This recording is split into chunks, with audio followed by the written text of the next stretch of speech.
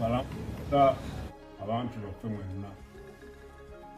Nze Ssaabasajja Kabaka nga nsinziira wano we twajja okuwummulako n'okujjanjabibwa nga tugendera ku magezi g'abasawo nga bwe gaatuweebwa.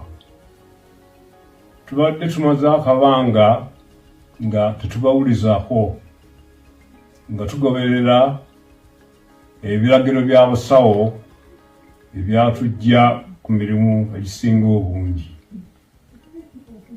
Embeera y'obulamu bwaffe egenda etereera era tusuubira okudda ku butaka mu biseera ebitali bya wala nnyo.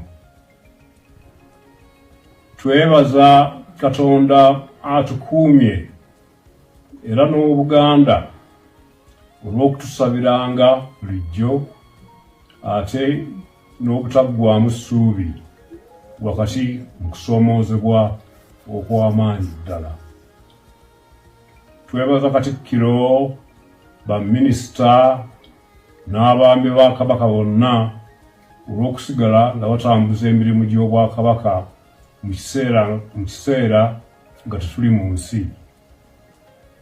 Ebigenda mu maaso byonna tubigoberera era twebaza Obuganda olw'obujjumbize mu mirimu gy'Obwakabaka.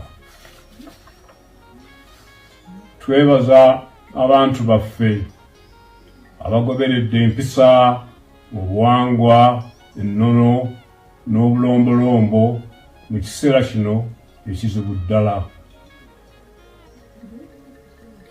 Nga bwe tutera okwogera bulijjo, amaanyi gaffe gali mu kwegatta. Tukubiriza abantu baffe okusigala nga bali bumu. Mukama